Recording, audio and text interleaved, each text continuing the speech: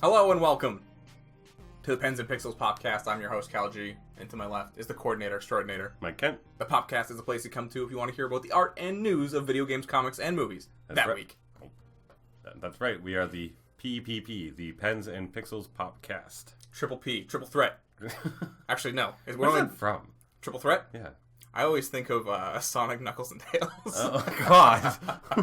I thought it was a wrestling thing. It might be. It might be. I don't actually know. Triple threat. Yeah. I'm pretty sure there's some ad with like Sonic, Knuckles, and Tails. Media and performing arts, triple threat, entertaining, a performer who excels at acting, singing, and dancing. Okay, so it's just a term. Just a term. Oh, I thought it was a thing, like from like. I always feel like it was an ad. Yeah, I mean, because it's a well-known thing, it's probably. Okay, so Sonic Heroes had the tagline "Triple Threat," Okay. and there's Sonic, Knuckles, and Tails. Why do I remember that? That's upsetting. That's a terrible thing to keep in my mind.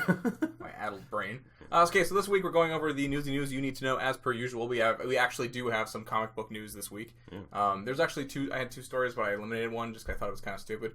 I'm going to go over it right now with you quick. Marvel is having a line of like 10 million BC Avengers, and it's like in like prehistoric? Yeah, like cavemen, like superheroes. So cavemen, X-Men. Yeah. I don't know if Wolverine's in there yet. I don't know if he's going to be in there. Actually, no, Phoenix is in there. Yeah. And she's like, she has the Phoenix with her, and she's just a caveman.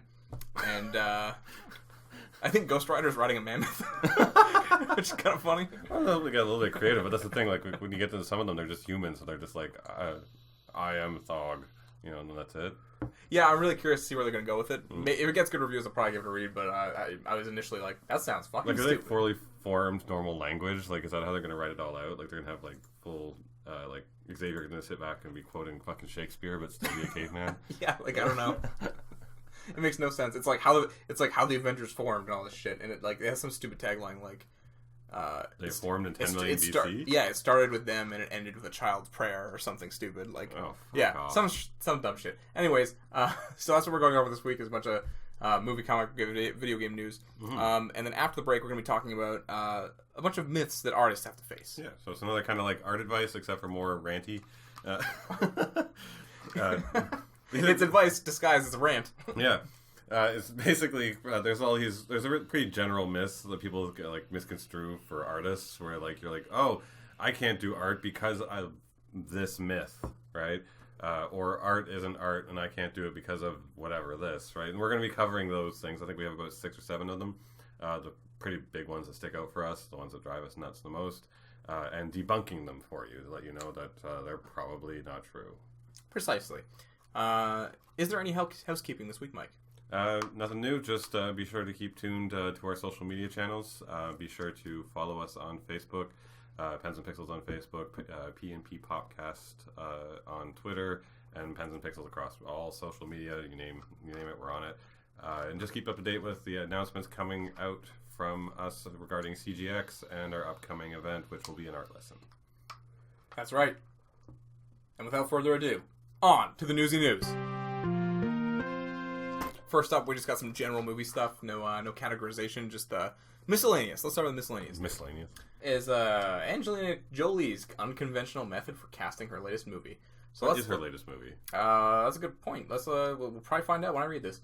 To cast the children in the film, Jolie looked at orphanages, circuses, and slum schools, specifically seeking children who had experienced hardship.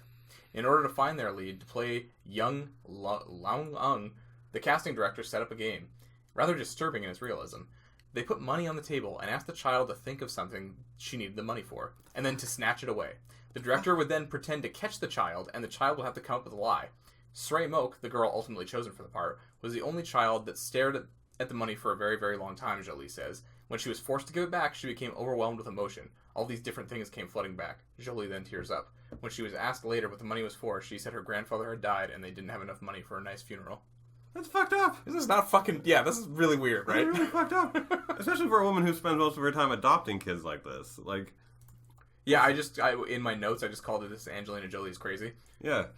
Like, it's fucked up. I mean, you intentionally... I hope she gave the money to the kids.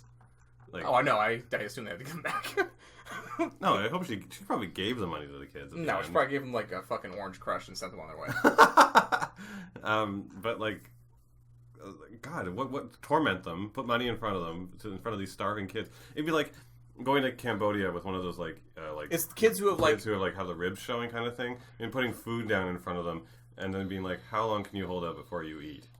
Like, if you want the roll, you have to hold out. Yeah, and then like they go for it, and like they're just like, not for you, and then someone goes over and grabs the kid. Yeah, well, like actors method act, and this is method acting taken to the extreme, in that they've literally lived these shitty lives, and now they're being tormented by Angelina Jolie. That's the compound part to the whole thing. It's fucking weird. Not only did she go in and torment them to find out if they were tortured enough. You're like, are you tortured enough?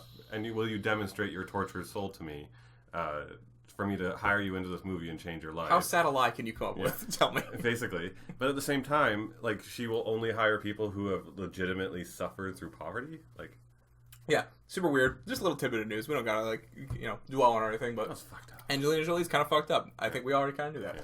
James Cameron wants to do a 3-film arc and reinvent the Terminator franchise. No. Says Cameron, I'm in discussions with producer David Ellison, who is the current rights holder globally for the Terminator franchise, and the rights in the U.S. market to revert to me under U.S. copyright law in a year and a half, so he and I are talking about what we can do. Right now, we are leaning toward doing a 3-film arc and reinventing it. I think it's fairly widely known that I don't have a lot of respect for the films that were made later. Ooh, throwing shade. Yeah. So that's interesting. I mean, if the Terminator franchise has to go on, I would like Cameron to do it. I would like Cameron to do it, but I just want him to do like one or something and get some new dude in it or something. I don't know, like whatever. I mean, this is weird for him to be saying. I mean, I don't want him to turn into Ridley Scott. Okay, that's a great point. Let's come back to it later. But also, he already has like 17 Avatar films to make. Yeah, that he's making right now. Yeah, that are supposed to come out. When is he going to find time to do this? Who knows? Anyways, yes, you're right. Let's go back to this point. If you've listened to the podcast at all, you know that we've talked about Ridley Scott a lot and how he's like just in love with the Alien franchise now, despite having and claiming ownership to it, like it was his baby. Yeah, he directed the first movie and then was hands off with it the rest of the time. Yeah. And now he's really acting like it's his legacy. Mm-hmm. Cameron, that could become this thing where actually Cameron came in to the second Aliens movie and made a great sequel. Same with Terminator. He didn't do the first one. He did the second one. Yeah. And that was it. And he bowed out. Yeah. Only thing is, I just don't want a director to sit back and go like, "Oh, the franchise rights come back to me, and it's my baby, and it's my thing," because we've seen it happen, and we've seen it happen outside of Alien. We've seen other directors like kind of consume a franchise, and then suddenly you're just like Michael Bay and fucking Transformers, and like the list goes on. If any property becomes theirs, it's like a comic book writer who stays a comic book writer for too long. There's a reason why Marvel constantly churns them out, is because one guy's going to sit there and eventually just be like, I can't fucking write. I don't know. They go to space. Like, you just run out. No, I got a great idea. Yeah. Spider-Man makes a deal with the devil that he never married Mary Jane, and then everything goes back to normal. Oh yeah, let's greenlight that. or he gets he turns into a spider, and then a spider queen comes and captures him, and then he dies, but he comes back to life being born out of his own body. Yeah, it's spider body. Human Peter Parker comes out of spider body. To be clear, greenlit. Yeah, so this is interesting. I mean, I'm a mixed feelings about this because I do really like Terminator. The last couple movies have not been great, and actually, well, since 2, they really haven't been great. And I would like, if it does have to come back, I would love to see Cameron to be the one in charge of it and doing like I mean, you're right. Three film is probably excessive. You know, I mean, he's only going thinking like a 3-film arc. Maybe it doesn't turn into that. Maybe it's just one. I don't know. But you're right. The only thing is I would really like some of these franchises that were huge in the 90s and 80s for us to come back, to be reinvigorated and reinvented. And these ones in particular, like, I'm so tired of people rehashing shit. But there are particular franchises that do deserve to survive. Aliens. Right? And Terminator is also one of the other ones. Terminator's a weird one because, like, I feel like with Alien, we got, like, bigger gaps. Maybe it's just my mind. Like, I feel like we got, like, pretty long gaps without anything Alien-related, whereas a Terminator movie pretty successfully comes out, like, almost every, like, 4 years. Like, it's almost too long, but then it's like, oh, there's another one. Oh, there's another one. Oh, there's another one. And, yeah, most of them are good. Yeah. But also, I think at the end of the day, I would just like to kind of collect. I always think 3 movies, a trilogy, is always really the best way to work. Like, I love holding onto a trilogy. Like, we had the 3 Star Wars movies, 3 perfect movies. and we had that little set to always go back and watch. There's something about that size of movie feels really good to me. And if I could take like Alien 1, Alien 2, and then get a perfect Alien 3 from Neil Blomkamp, yay! Let's color that into a nice little trilogy and be happy. That's a good point. And if we had Terminator, and I could have a perfect Terminator 1, perfect Terminator 2, and then a new perfect Terminator 3, just to rewash out the bad taste of the last few movies, I'd have that nice little trilogy to take home and feel comfy. Just kind of cap off these things because they've always been left open-ended. All the 80s movies never really like, oh, it's over, right? Even though Terminator should have ended at 2 because they're like, hey, we changed the timeline, there is no more technology, yet they still just happen to come back. Teenage Mutant Ninja Turtles 3, they went back in time, and they came back. That's open-ended. They have more adventures ahead of them. So I'm mixed feelings. You're right, though. I would like to see at least one by Cameron. How do you somehow bring it always back to Teenage Mutant Ninja Turtles? Because they are relevant to literally everything. They've been around for so long.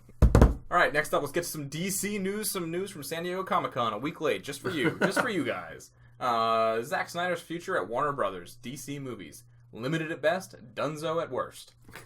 Zack Snyder, primary engineer of the DC Comics movie universe since Man of Steel, whose creative vision has been polarizing to say the least, will take a significantly smaller role with the franchise going forward, as will his wife, producer Deborah Snyder, Mashable has learned.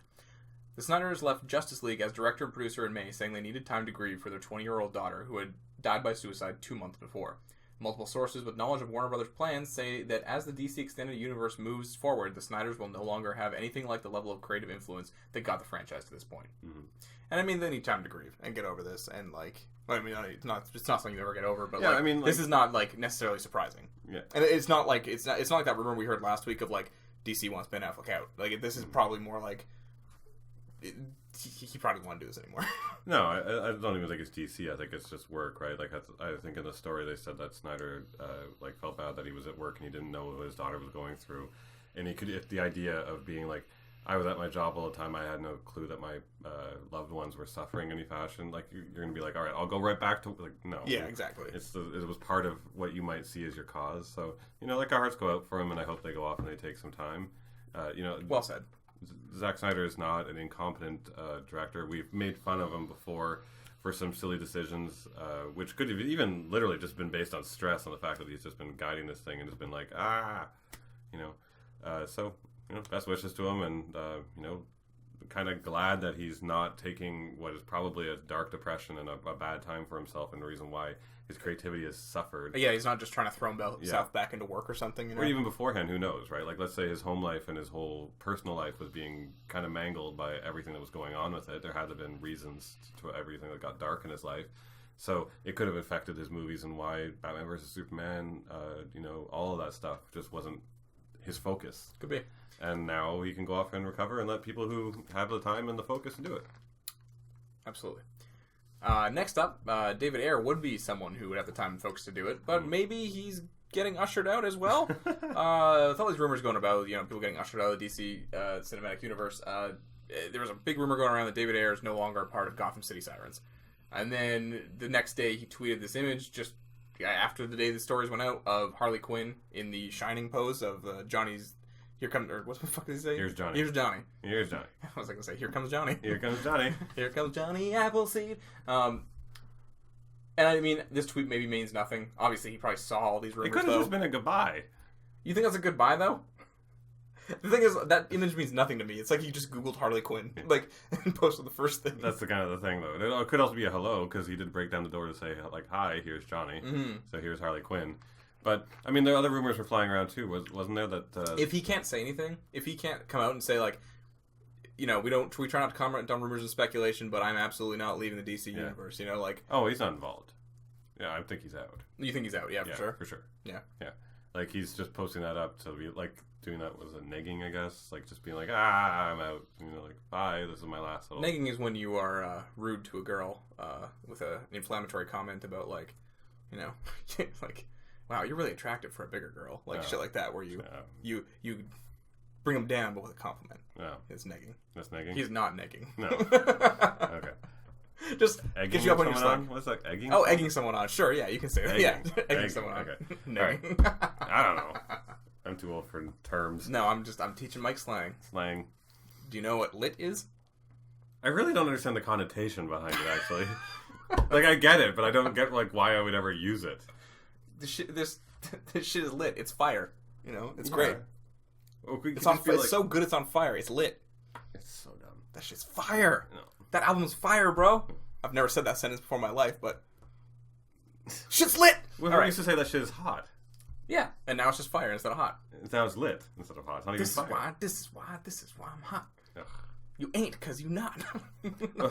It's like if anyone tries to turn ask into ax. Like, can I ask you a question? I'm like, fuck you. The word is ask. There's an S in there. You can pronounce things however you want, kids. No. Don't let Mike hold you down. I am going to hold Express that yourself down. There's grammatically however you no, want. there is a language. She thick with 2 C's. All right. Moving forward, more DC. Variety reports Warner Brothers plans a Wonder Woman Oscar campaign for director and Best Picture. Which they will fail at. Yeah, you kind of ruined the story. No. Now, Warner Brothers, the studio behind the film, wants the action movie to break another glass ceiling. Although executives haven't commented publicly on their plans, they've internally discussed launching a formidable awards season campaign for the movie in the hopes of making it the first comic book film nominated for Best Picture. The studio will also... Best Picture? Jesus Christ. I know. Okay. I thought they were aiming a little lower. The studio will also stump Patty Jenkins for Best Director, which would also be groundbreaking. No director of a comic book film, not even Christopher Nolan, has ever been nominated. And only men have ruled the category since and before Catherine Bigelow won the Oscar for The Hurt Locker in 2010. So that's basically it. That is fucking crazy. Full caveat, neither of us have seen Wonder Woman yet. We hear it's a good movie, but I don't think it sounded like an Oscar winner. No. To anybody. No. And not because, I mean, heck, I could even say that some superhero movies deserve Oscars. There's some really incredibly well done ones. Mm-hmm. I would say so, in my opinion. But that's just me. But the thing is they're not taken seriously, right? And that's dumb. I mean, the Oscar world sits there and is like, if it's not about, again, suicide, sexuality, addiction, or depression, suffering of some fashion, we don't make it into an Oscar-winning movie. I mean, you want to say I'm thinking Best Picture, like not like you said, Suicide Squad won for Best Visual Effects last year. Oh yeah, I'm talking like that kind of shit. I'm talking the stuff that they get into the big gowns and they walk across the stage for, not the stuff that no one's going up and accepting the awards for fucking best makeup. You know. Best Picture. Like again, like even this year, I would have said like Logan had a better chance of getting Oscar nominated, and I still don't think it would. No. It's just not going to be taken seriously. There are other bars to cross with Oscars. Like, can a sci-fi movie, period, get nominated? And there are some incredible Oscar-worthy sci-fi films. Sure. Fucking the one with all right. Matthew McConaughey. Interstellar. Interstellar. Thank you. Interstellar was like an Oscar-built, like 2001 Space Odyssey, Oscar-worthy kind of a movie. Actually, was that nominated? Arrival deserves a fucking Oscar nomination. That was a fucking genius film. It might have gotten one, actually. Did it? Yeah. It better. I think so. Oh, yeah. Got Best Sound Editing. It won Best Sound Editing, and it was nominated for Cinematography, Film Editing, Sound Mixing, Best Director. Best Director. Best Picture. Oh, Best Picture, too. Ooh. Got nominated, yeah. Okay, so there you go. I didn't even know it did that. I feel better now. But still, even then, it should win. Interstellar won Best Visual Effects as well. Yeah, and it was nominated for a couple other. Yeah. But my point being is, like, these kind of movies need to start becoming more mainstream and being able to take that spot. We don't really get them, right? The Oscars needs to diversify itself in that context, and getting a comic book movie in, which is epically popular. I just personally don't. I can't think of one that I would be like, oh, that deserved Best Picture. Like, what were you thinking? Like maybe Dark Knight, but the Dark Knight stuff. That's probably Dark Knight and the Batman Begins for sure. I mean, the third one, but those two movies had incredible cinematography, great acting, excellent direction, for sure, powerful writing. Like the story was being told. I was just thinking of like the more recent stuff, like any of the Marvel movies or anything like that. Like, there's very little on side of that could really work. Yeah, exactly. Like, I mean, like maybe the Winter Soldier. Oh, yeah, the Winter Soldier, maybe. Yeah, maybe. Like that's. I'll give that one a good maybe. Yeah, but that's the thing is like the Winter Soldier. I think is probably going to be on par with Wonder Woman. The only thing to give this as an argument for it is just that it is one of the first successful female superhero movies, and they're trying to pump that forward. And it's the only one, really. Yeah. And they should. They really should sit back and be like, hey, look at how amazing this is. If women superhero movies are winning Oscars, go make me 100 more, so that we can start making this mainstream and normal. But, I don't think that should be your platform. Yeah, it's very odd. Maybe Wonder Woman 2. I can't see this working. I mean, I just can't. Oh, no, do your campaign. I hope it works. Yeah. I don't want it to not happen. I just don't see it happening. No, yeah. I want it to happen. And DC has other plans. An epic plan to save itself from the comics apocalypse it helped create.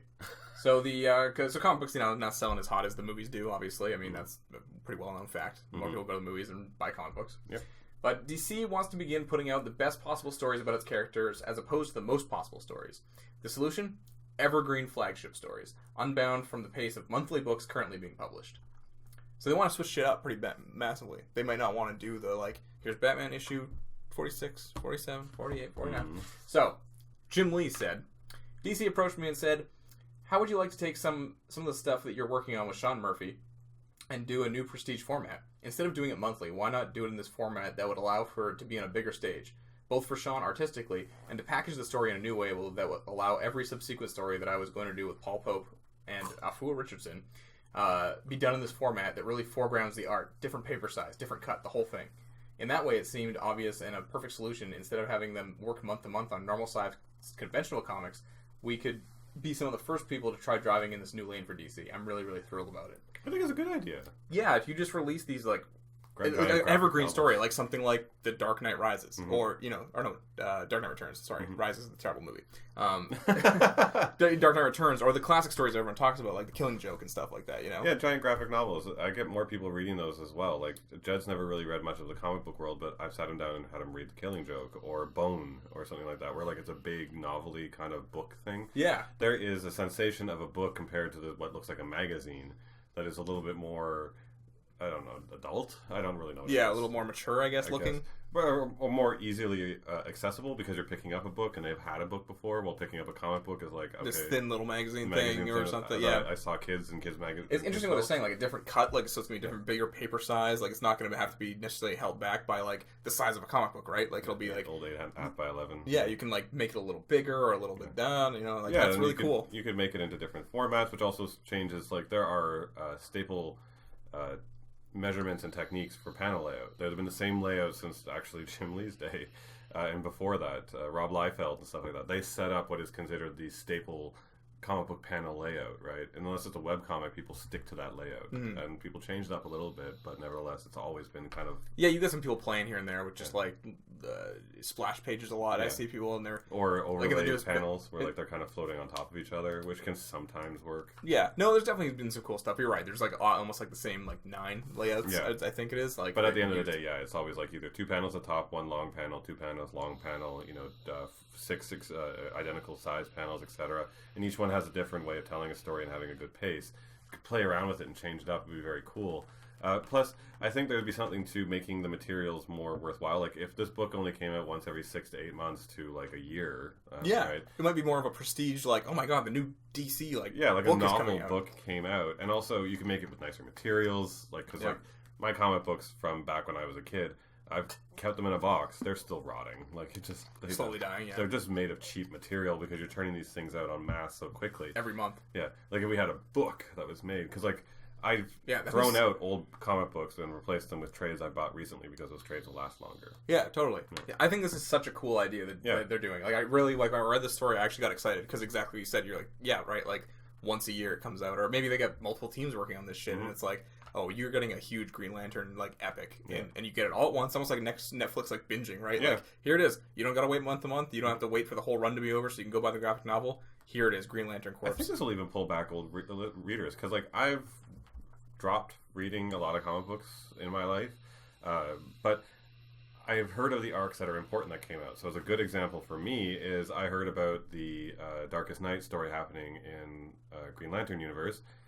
I did not want to buy every issue every week. Yeah. I was just not getting to the store to do it. I picked up a couple of issues and was I really do love this, but I can't get around because it was split across every Green Lantern story ever. So just like Spider-Man has Amazing Spider-Man, something Spider-Man, something Spider-Man, and you're next issue is in the Incredible Amazing Awesome Spider-Man, and you're I don't fucking buy that one. Fuck.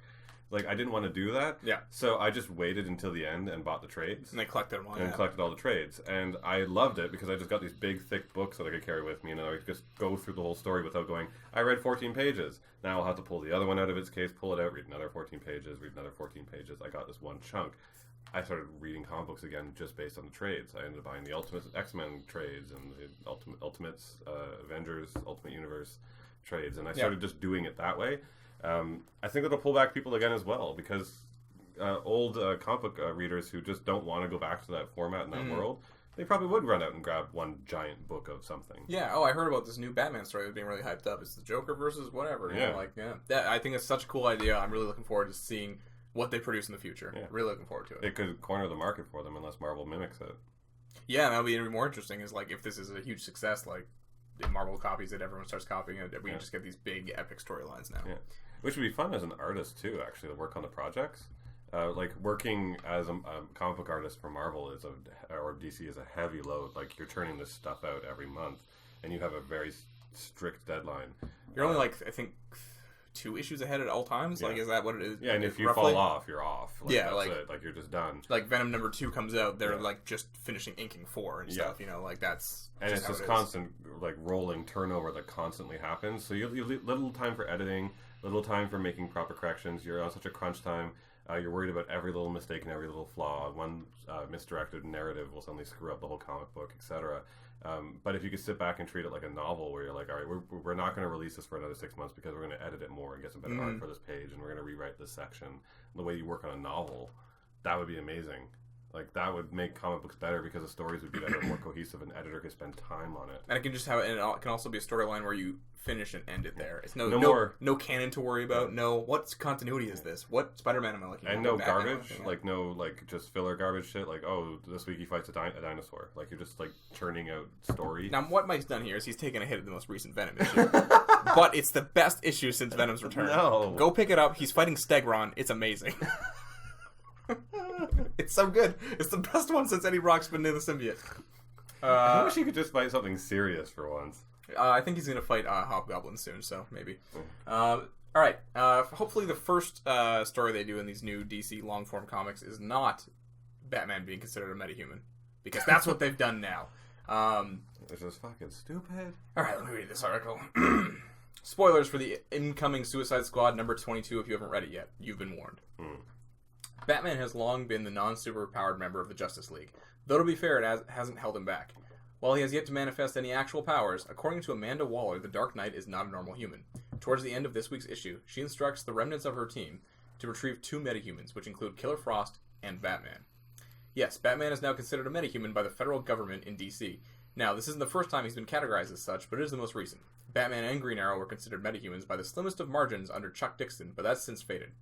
The reason for it has been teased in by DC in Dark Days. In that series, it's revealed that Batman had contact with the nth metal in an unexpected way when he was healed by the metal Dynesium.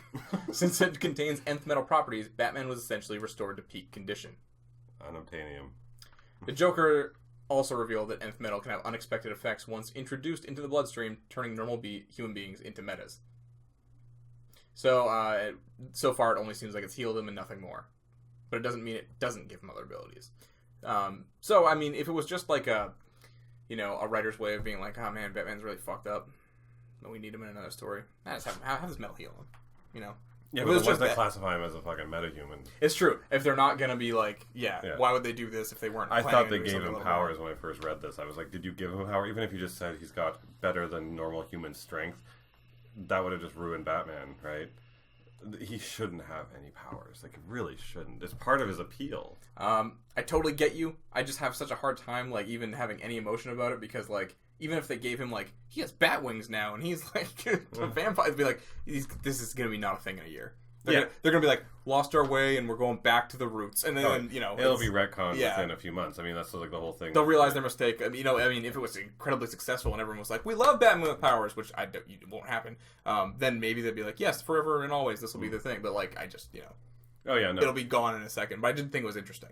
No, it's definitely interesting. I mean, like, just like, what is it, Hydra, Captain America will eventually fade, and it already is starting to. Like, you're right. If he had powers, eventually at some point he'd be back to having none. But the problem is that if it became popular enough, like everyone's like, oh, Batman doesn't have any powers, he should have some sort of power. Like, it does ruin the character. He becomes just one of the crowd, a massive crowd of heroes. I mean, he already acts like he has powers, basically. He fights people like that. You're like, oh man, Superman gave that guy a good fight, and you're like, oh no, Batman's punching him. Good. You know, it's just like that, where it's like he might as well. You know, in a lot of cases. No, but that's the thing, is the idea that Batman actually, like, stood up against fucking Darkseid. Like, that's incredible. This human being figured out how to fight him in some fashion. And I don't care if he's using technology to do it. Like, no, I mean, that's better than him, like, walking up to him and punching him in the dick or something. Yeah. But, like, to give him powers, like, even on these screenshots, you've got Batman, and then you got a row of characters in the background. If Batman would just end up not standing out as being, holy fuck, there's a human who stands up next to him, he's gonna just literally be in the crowd shot. I mean, look at your favorite. Was it your favorite? No, it's not your favorite DC movie, but it's a really good DC movie. It's one of the latest Justice League ones where Green Lantern and him had that conversation. I was just gonna say that. I was gonna say one of the best moments of that. It's like when he's like, "So you like a vampire? Yeah. No. You fly? No. Super strength? No. Nothing. You said you're just a dude in a bat costume? In a costume? Like, they're just baffled that he's, like, pulling all this shit off. Like, that makes Batman amazing. So to give him a power would be pretty... Yeah, no, I agree. I mean, sometimes they just treat him like he almost might as well have powers with the people he faces or the things he does. He's just like he might as well be like, I have a Sherlock brain inside my other brain. You're like, okay. You know, just with the things he thinks or whatever, you know. But yeah, I agree fundamentally. That, this won't last long, but we'll see where they go with it. They might do something incredibly stupid and have him. I shoot beams now, bat beams. Like, all right, good. His power just turns out that his eyes project the bat signal. Like, that's all it is. He's like, I'm just calling for myself all the time. He can call Gordon from anywhere now. Yeah. He's like, he's fucking doing it again. He's like flashing it in Morse code. He's just like, suck my dick. All right. Next up, more DC news. A lot of DC this week. The upcoming Flash movie will be called Flashpoint. And that's a bad idea. That's The Verge putting in their own opinion in the headline. Fuck off. I don't care. I think it's a good idea. I think it's funny. I think it's funny that the Flash movie's going to be Flashpoint. Because to me... Well, you can't really Flashpoint back to something if you haven't had the first point. Yeah. I mean, the DC... So it strikes me, Flashpoint would be a perfect way for the DC universe to reset things whenever they want.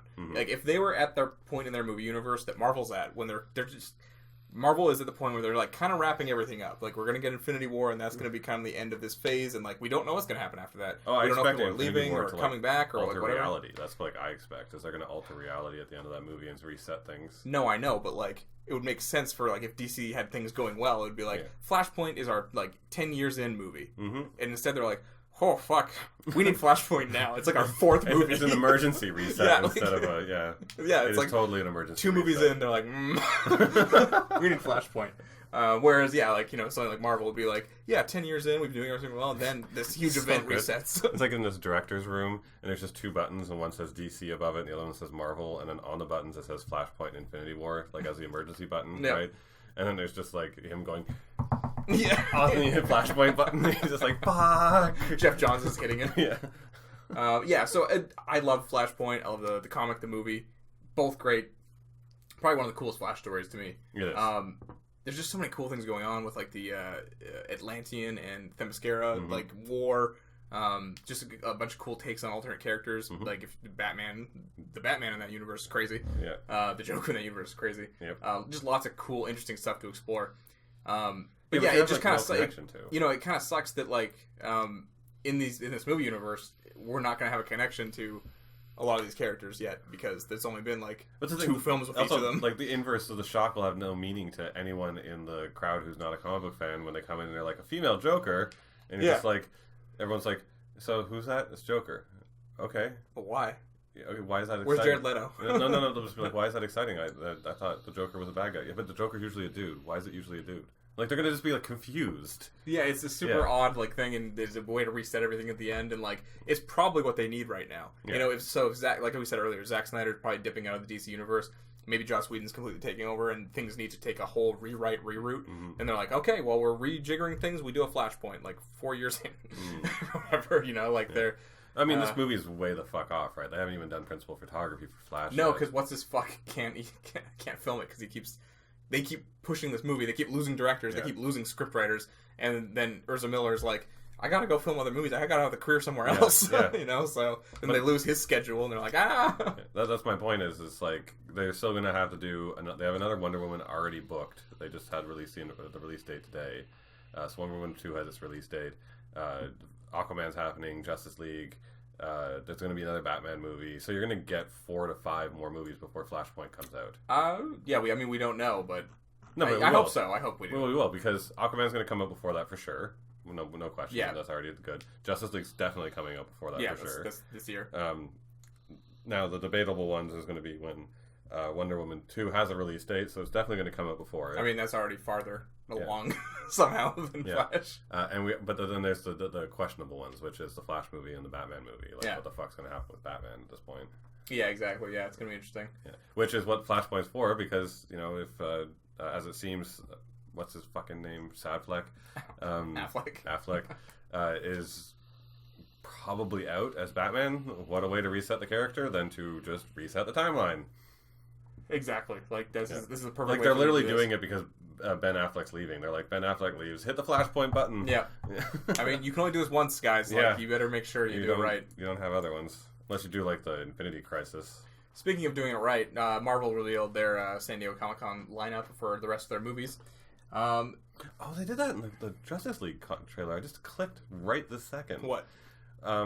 Well, they were talking about, like, Defend in the opening trailer when they had whatever the fucking loser, Wolfenstein, something. They're the bad guy. Oh, Steppenwolf. Steppenwolf. That's a dumb choice. They should have just gone straight to the dark side. He's talking about, like, the Earth, and he's like, it's got no Kryptonian, it's got no whatever, and it goes over and goes, it's got no lanterns. Yep. Yeah, I just realized. So I guess they finally foreshadowed that they're actually going to be making a Green Lantern fucking movie, and it is going to be the buddy cop movie. That's technically on the slate still, yeah. It's just like, we're not talking about it. Yeah. Well, at least we talked about a lantern once in the trailer. Yeah, we mentioned it. Yeah. Alright, so Marvel gave some new information on each of his movies, which there's some incredibly exciting news in here. Captain Marvel. Nick Fury will appear with both eyes intact, because it's set in the early 90s. The villains will be the Skrulls. But he still hasn't aged. Yeah. Samuel Jackson just looks the exact same. Yeah. So the villains will be the Skrulls. Which is fucking... Yes. Yes, I love the Skrulls. That's just the best villain race. Like, I never cared about the Kree. No, they use the Kree so fucking often in Marvel. And I'm just like, don't. Just use the Skrulls. You're never going to make Kree happen. No. Stop trying to make Fetch happen. Yeah, that's totally what it was. Like, I've never cared about the Kree. They brought the Kree in with Ronan the Accuser, and basically all they were just like fodder in the background, and he's supposed to be a Kree. Yeah. Like, and they didn't even talk about the Kree as being anything. They're just like, he bathes in blood. Why? What's a Kree ritual? What's a Kree? Never mind, move on. Like, that's the whole... Yeah, they didn't like touch on it at all. It was this very weird, dark scene. They were like, move on. Yeah. But the Skrulls had... what was that story arc called? Was it Secret Invasion or something? Secret Invasion. Where... And we discussed this, how it would be such a cool way for them, Marvel, to do a Flashpoint type thing. Yeah, it'd be a really cool way. If, the Skrulls can shapeshift, and that's like a big part of their race, or whatever. Like, it would be the most overpowered race, like if you could shapeshift into the Human Torch, but you literally get the Human Torch's powers. There's Super Skrull. He gets the Fantastic Four, all their powers. Yeah. And, so it would be really cool if, like, I think we talked about this last week, so I don't belabor the point too much, but, Robert Downey Jr. wants to drop out, like he said, and they need to get rid of him in the Marvel Universe without killing him or whatever, and they're all of a sudden like, Tony Stark died in Iron Man 2, and I've been here the whole time. This is a Skrull voice. Why is that a Skrull voice? Tune into my cooking show.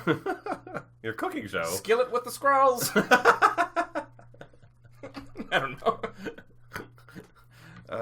The process is... Why would he have a cooking show? Why would he have a cooking show? That's the more... Like, the voice was weird, but then he suddenly has a cooking show? That's probably what they sound like.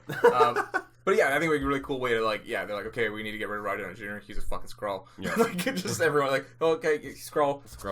Anyone else want to be a Skrull?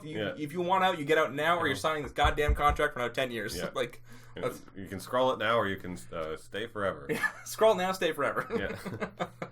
Two options. So anyway, that's very cool. It's set in the 90s. That's going to be a lot of fun, too. Yeah, and I think it's kind of interesting, because, like, Carol Danvers' story, like, her story arc is based on... She gets kidnapped by the Kree, which maybe will turn into the Skrulls, I don't know. And when the Kree take her, they turn her into a weapon, give her powers, blah, blah, blah. And then she's, like, gone doing that for a while, and then she comes back to Earth. So I'm having an assumption this is, like, the 90s because she got captured, at this point got her powers and stuff, and she's off to fight the Skrulls, because the Kree and the Skrulls fight each other a lot, and I think she was given her powers to fight the Skrulls. I think. I may not be right about that. I thought she just got her powers because she was half Kree or something. She is half Kree, but I think they experimented on her to give her the powers. I know there's something where she got kidnapped by the Kree and they gave her powers or mind controlled her or some shit. So I think that's going to be part and parcel of it. It's going to be awesome. Yeah, really looking forward to this one. The Skrulls are such a simple design, but there's something awesome about them. Plus, the concept art for them looks great. It does. Yeah, like I was like wondering what they were going to do, and they really didn't deviate too far. Yeah. They just look like a little more modern. Yeah. Looks Which great. is perfect. Next up is Ant-Man and the Wasp, and we got some little bits of art for the Wasp and Ant-Man and whatnot. And they're fun. It's Ant-Man and the Wasp, all right. So Michelle Pfeiffer's playing Janet Van Dyne, which is cool. I love Michelle Pfeiffer. I've been waiting to see her come back onto the screen, and I love her as a superhero. She made an amazing Catwoman. Lawrence Fishburne is Dr. Bill Foster, aka Goliath, which is Lawrence Fishburne is Morpheus from Matrix. Yes. Yeah. And I love him. He's just good in all roles. Lawrence Fishburne's amazing. I just could watch him on anything. He's in Hannibal and Nightmare on Elm Street 3. Yeah. Walton Goggins is Sonny Birch. Okay. You should change your name, but yeah. Okay. Hannah John Kamen is the Ghost. Randall Park is Agent Jimmy Woo. And there's an animatic of a car chase where the car shrinks, drives under another car, and then grows, tossing it over the first car. Cool. So it does some more ant stuff. Yeah, ant stuff happens. I'm looking forward to this. I like the first Ant-Man a lot. I do too. It's gonna be one of the B hero movies. Yeah, it's definitely like lower, like it's mid tier. Yeah, it's mid tier Marvel. I'm not like jogging to the theater. I'm just kind of passing by, looking at the sign, going, "Oh, I'll watch that when it comes out for rent." Yeah, exactly. Black Panther. Some details on that. That's coming out early next year. Mm-hmm. The film begins just after Civil War. T'Challa is mourning his father's death, trying to figure out who the king will be when the circumstances occur that force him to deal with the threat immediately.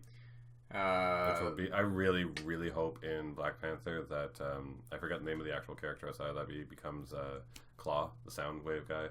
I want, because he's already had his arm taken off. Yeah. I want him to become Claw in this movie. He will. Yeah, he's got. Andy Serkis says he's excited because Claw gets his arm back in this one. Okay, so he becomes. I don't want. Honestly, I don't actually want to read a bunch of stuff about Black Panther because there's a lot of like story stuff. I don't want to spoil it for anybody. No, so but if you want to go look at that, I'm yourself. Super pumped to see Lupita Nyong'o in this. She was so much fun at San Diego Comic-Con. I know you're a big fan of her. I'm a huge fan of her. I love her. She's a really great person, a really great actress.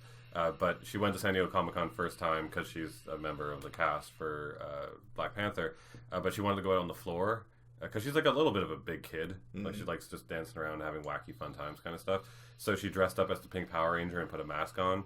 And then she danced around the whole floor, went around, got signatures and shit. And then the next day she dressed up as with a mask on of the Sith Lord from the latest Snoke. Whatever the fuck, I don't care. The whiny teenage one. Oh, Kylo Ren. Kylo Ren, and danced around, and had a good time. And she put all these videos of her going out and having this awesome time, getting stuff signed. Like I love that about an actor when they go out and do that. I'm on a huge Lupita Nyong'o love phase. Bryan Cranston went to Comic-Con and wore a Bryan Cranston mask. That's kind of And then when he went on the Breaking Bad panel, a guy with a Breaking Bad mask came on and he just like took it off and he's like, "Wah!"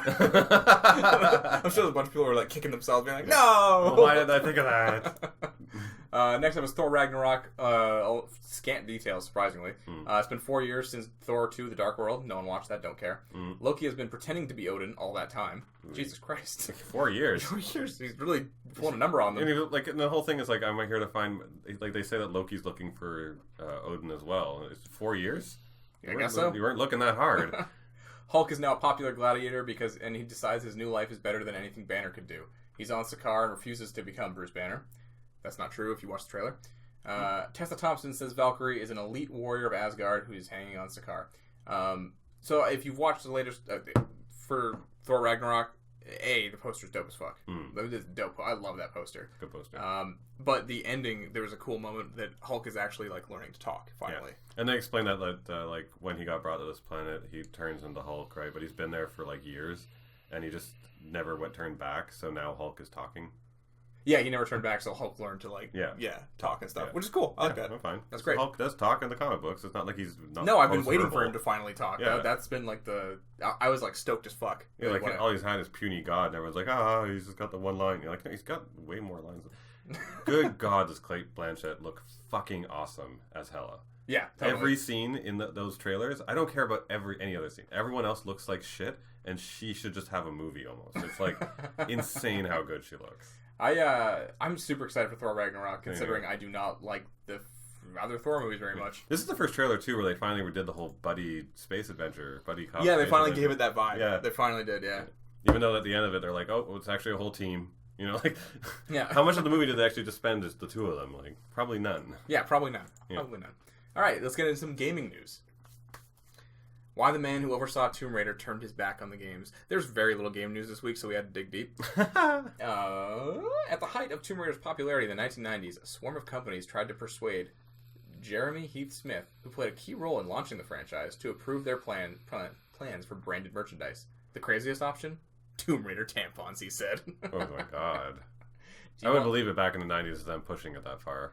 Do you want Laura's gun inside? Has this little graphic on it of a gun? Or the string is dynamite or something? Or it's a gun, but it shoots it in. Yes. Be hardcore like she is. And this is the commercial campaign is just girls squatting and go bang. That would be the best campaign of all time, probably. That would be amazing. They could have really had something there. Or she's running around and she's like, I'm here to take out the pains of period cramps. And she's bang, bang, bang. And she's like firing them at women. She's like shooting ovaries and shit. Yeah. And giant ovaries. And women are just like, I feel so much better. Thank you, Lara. Okay, so she... Considering how stupid and gross tampon commercials actually are. She's back from raiding tombs and she's raiding your pussy. So offensive, but it's just funny. We were made ridiculous offers by companies to do ridiculous things, and we just said no to all of them. The bedlam is just one reason Heath Smith left the industry, one he worked in for more than 20 years. Okay, he just goes on and rants about the industry. That's fine. I just thought that line was fucking it's hilarious. It's hilarious that they would actually try and pitch Tomb Raider tampons. Next up is Take-Two's comment about Rockstar. Rockstar is the developer of Grand Theft Auto and Red Dead Redemption. Mm-hmm. Rockstar's activities have been transformed by Grand Theft Auto Online. 2K had a really good season this past year, but it was for the company still relatively thin, and it didn't help that Battleborn wasn't a big success. So part of it is the level of success, part of it is schedule, and part of it is finding the human resources to actually take the intellectual property that we own and bring them to market. Those are an array of challenges juxtaposed by the uncertainty of how long it takes to make a AAA title, which means we find ourselves in a fiscal 2018 with a much thinner schedule than we'd like. But it wasn't intentional, and obviously fiscal 2019 will look much better with the launch of Red Dead 2 and a huge new title from 2K, which we reported on before. Remember we said they had another big title that they wanted to fucking release? Jesus Christ, they're still teasing. Yeah, but now Red Dead's 2019? It's not even next year. No, it'll be in the fiscal year. Oh, better in that year because they have launched Red Dead 2. Remember the way fiscal years work is the end of March is technically where it starts, and then it bleeds into next March to next year. So okay, sorry. I thought they were talking like they were going to launch Red Dead 2 in fucking 2019. And I was like, Jesus Christ, guys. We've already said that fiscal 2019, which isn't that far away, is $2.5 billion net sales minimum, to $70 million cash flow from our operations minimum. That's pretty consequential. We are moving in the direction of that goal. David has outlined his 5-year plan and way to get us there. Obviously, we know what Rockstar tends to do, and Rockstar's activities have been transformed by Grand Theft Auto Online. So, as we all know, Grand Theft Auto is still selling bonkers. I don't understand how people are still out there buying it. Like, how do we not all just own it by now? It's like one of the best-selling games this year. Grand Theft Auto 5 came out on, like, the 360 and PS3, years ago. So people are still playing the online, doing whatever they want to do in that game. Anything, I guess, whatever. Yeah. I know that sounds really appealing, but it sounds really unappealing to me. You know what I mean? Don't no know structure to like... Yeah, I don't know how much of that game there is to play. Like, maybe there is a lot, but like, fucking World of Warcraft is huge. It seems like people I played that game like for a year straight every expansion, and like by that time I'm like, all right, I've literally seen every tree in all of Azeroth, and I don't even being funny. I've literally seen over 20,000 trees in Azeroth. Like, I just had nothing more to go see and do. What can you do? It's like, what are these people doing? And also, because it is bringing in so much money through microtransactions and all this shit, like, it almost makes sense for them to be like, yeah, why wouldn't we just do this? I know you wouldn't miss Grand Theft Auto. I would. Like, I like the big Grand Theft Auto releases, like Grand Theft Auto 6. Like, I wonder, is Grand Theft Auto 6 going to be like, it's mostly online and there's, like, maybe a single play, you know what I mean? Like, maybe. Or is it just, or, like, is Grand Theft Auto Online a separate thing completely, or... I don't know. It depends on what the company sees as viable for itself, right? Like, is Grand Theft Auto Online going to be all they need and what they should invest into, taking out a model from Riot Games where like all they have is the one game that they support because they only need that one game. Yeah, or I mean, that's what it seems like. It seems like, and they could go that path because maybe they believe that the game is supportive enough in that fashion. However, maybe they go in another direction like Blizzard, where they were like, all right, World of Warcraft can't support Blizzard anymore. We have to start making other games, Overwatch, fucking all that shit, right? Who knows? No, yeah, it's just crazy to me that like that's where we're going with like a series that has been so predominantly single player, and like they just they add this like mode in that's like you guys can fuck around, do whatever you want, and just takes off, and everyone wants to do it somehow. Yeah, but that's how everything happens, right? I mean, look at going all the way back to GoldenEye. GoldenEye wasn't actually even a finished game; it was a piece of shit from beginning to end. But their spontaneous, randomer success with multiplayer made it the most popular game ever made, and ever since then, it's been the model for every multiplayer ever since. Good point. Yeah. Very good point. Next up, we have Pokemon for Nintendo Switch is given a release date of 2018 or later. This is surprising absolutely no one, because they made that announcement with a gun to their head. So, not surprising. Well, that announcement was totally a reaction to the Pokemon Direct the week before. Yeah. It was totally that. Like, there's a man at a desk drawing like a Pikachu, being like, yes, it's coming to the Nintendo Switch as well. Bead of sweat down his face. Well, there's like Pokemon fans just standing outside around him. Yeah, which I mean, it's a smart idea, but it does not surprise me at all that it's 2018 or later. There's no way it comes out next year. I'm not even going to say I have no hope for that. He's just like, he's in there and the Pokemon fans just like, do you want to know what it's like to be stung by a bee drill? They're just bees. They're just bigger bees. That's not surprising at all. Just to update you all on Pokemon's future. And last up, we're going to go over Capcom's financials. There's a couple interesting little things here. Let's read this one first. Capcom shared its financial results over the past 3 months, and despite an overall net revenue rise of 7% from the same time last year, both Street Fighter V and Dead Rising 4 continue to perform poorly. Capcom now lists Street Fighter at 1.7 million units shipped, which has only risen from 1.6 million since May, and just 300,000 units in the same month in 2016. The game is still below Capcom's original expectation of 2 million units shipped by the end of 2016. Meanwhile, Dead Rising 4 has not managed to surpass 1 million units shipped, also failing to meet projections.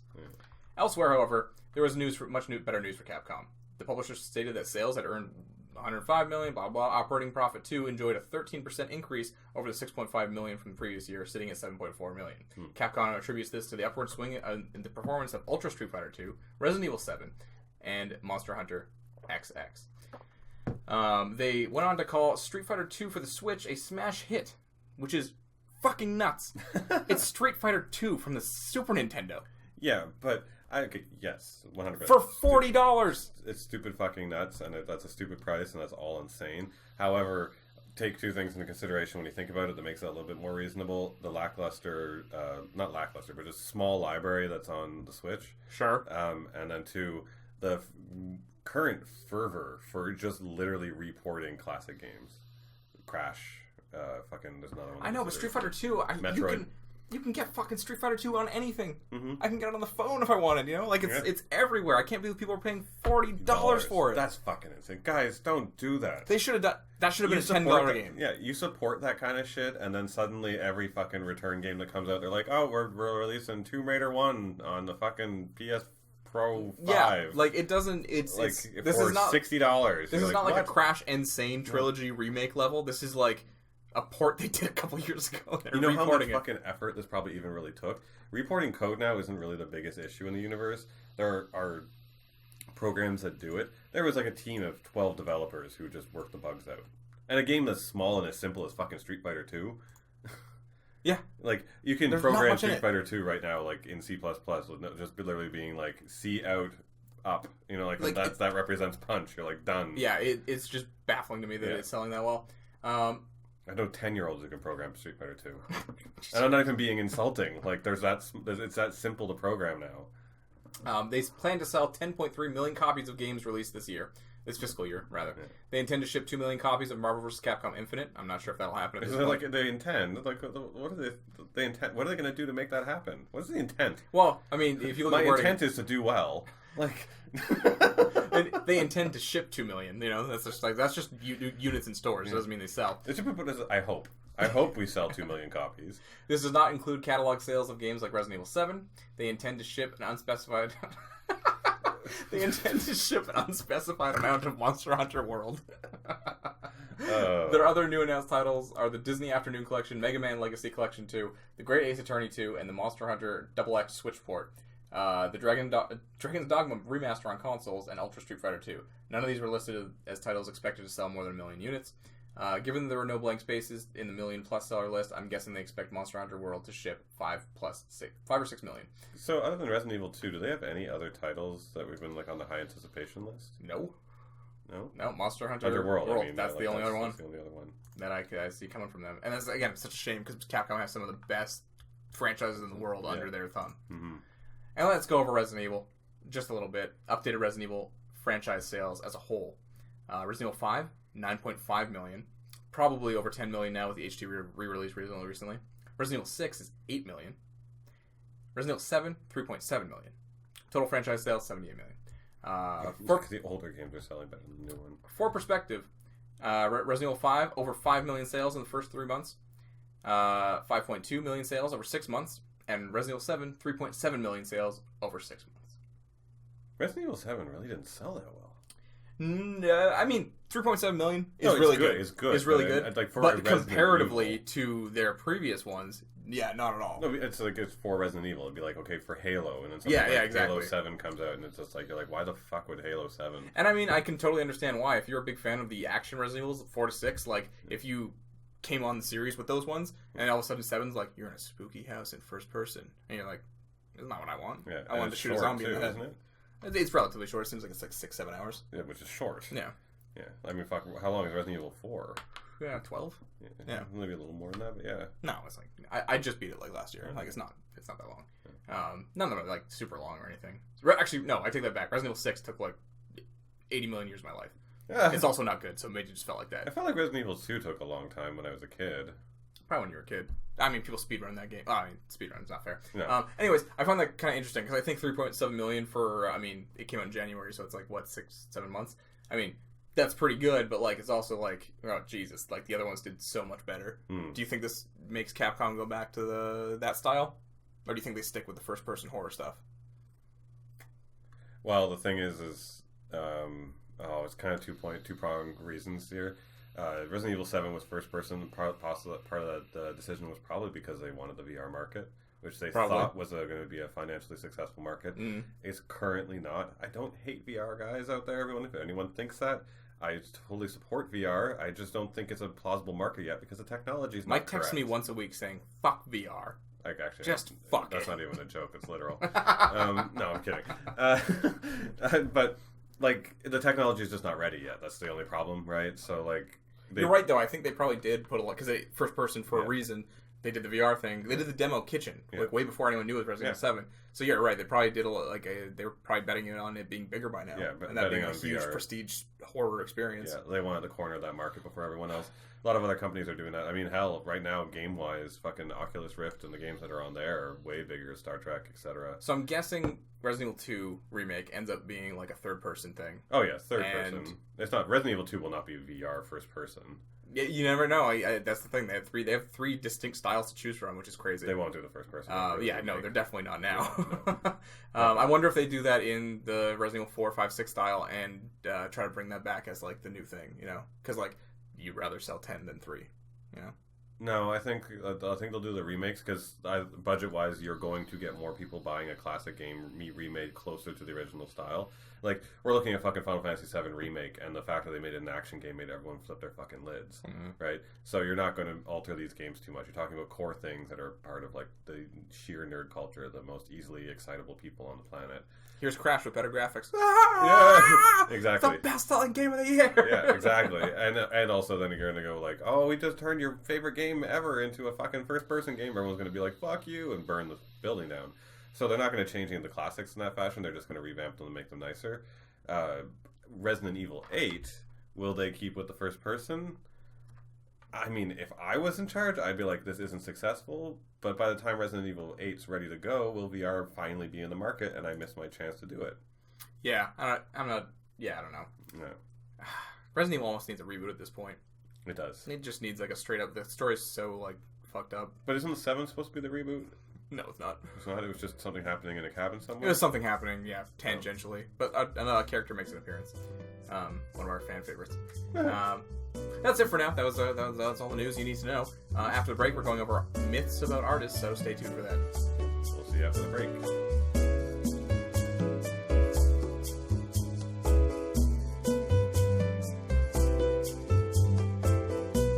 Welcome back to the second segment of the Pens and Pixels podcast, in which we talk about artists' myths. Myths. It almost sounds like we're saying artsmiths. We're being dirty. Artsmiths. Art myths. Art myths. So what we're going to be doing is we're going to be breaking down a few of the myths that most commonly come up as artists. I'm sure all of you out there who are artists have encountered these. The things that people say about you or think in general, that you have something or know something or do something that is magical, that creates artwork. Mm-hmm. And they're always pretty annoying, and we thought we'd publicly here to our small, limited audience to try and debunk them. This is Art Court, and it's in session, and you're on trial. Should put in the... what's that? Dun, dun, dun, dun, dun. Like the... Law and Order shit. Deal. Or Night Court. Yes. So the first one, and the biggest one, is a lot of people, when they come up to artists, they're always like, oh, or even as an artist, actually, so this comes up from some of you guys too, is go, oh, I wish I had the talent for art, right? Or as an artist going, I don't have any talent, how do I become an artist? Yeah, that's a big one. Or the people say, I'm not as talented as X, I can never be as good as X, I'm not as talented as X. I'm not as talented. Now, I will cover quickly, talent is a thing that exists, and there are talented people, but there are so few of them. Sure. There are definitely people who, let's just say in life drawing, like in a life drawing class. There are people who definitely pick up, so there's a thing where you measure with your thumb and a pencil, like, sight measurement, like proportions and whatnot. Yeah. And there's some people who grasp that concept, like, immediately. Yeah. And they just get it a little faster than someone who, like, is, normal or, practices, whatever, an average person. This is the so-called talented person we're talking about. Definitely, they can pick up. There are people who can pick up on stuff faster. Yeah, I would say that's about as far as the talent thing goes. Yeah, that's the last grasp. Is like sometimes, like you go into an art class and there'll be people who come in and that you're both at equal level, and then you kind of like gravitate together, and then suddenly they skyrocket past you, and you're like, they have a talent and ability I never had, and yeah, maybe they have a grasp of something that more than you have. Sure, I'll give you that one. Yeah. However, add on to that, like, I admit, talented people never think they're talented, but I've spent enough time teaching art and working in art and working around talented people to know that, like, I'm not talented. Are you talented, Cal? No. No. But you guys both think, or everyone else out there thinks we're the most talented artists out there ever, blah, blah, blah. Talent almost doesn't exist. And at the same time, it doesn't get you anywhere. Well, it's like anything else. Like, it's skill you hone, and it's practice. Yeah. And it's hard work. Yeah. Like, everyone always goes up and goes, oh, I wish I had that talent. And I'm just like, it's not as easy as like, oh, yeah, one day we could just draw everything, or we could draw whatever we wanted. No, it was just time. And I mean... Go back and look at both Mike and my pieces from, even, say, 3-4 years ago. Yeah, even hell. I mean, your artwork's always been pretty strong from I've seen it at a point, because I've never seen your stuff as a kid, but, like, even going to the very first instances of your Instagram account, that stuff in the first monsters you did compared to what you're doing now. Like, you did an original row of monsters that you made in the cards, and then you did your Monster Mayhem after that. Yeah. Your Monster Mayhem guys are way stronger than your original I think so, cards. too, yeah. Like, the thing is...